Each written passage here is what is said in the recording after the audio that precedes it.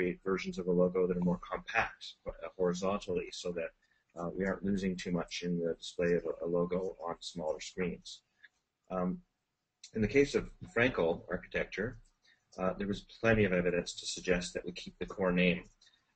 Even though it was on the table, there were major strategic revisions needed to meet the gaps that had been revealed in the analytical phase here.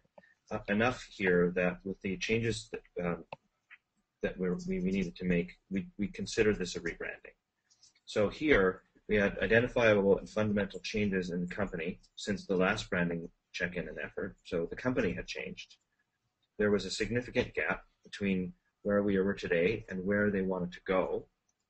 And what we had today wasn't going to suit their aspirations. And although there were a lot of positives, they were contending with negative and outdated perceptions, some delivery, service, and staff retention issues as well. There are definitely other factors, such as whether the company has undergone a merger or acquisition, or if we have cultural issues that are coming together from different organizations. Partnership changes can be a trigger. Focus or specialty change, expansion. In this case, it was really a lot about a succession plan, and that was one of the reasons why we looked at this as a rebranding exercise.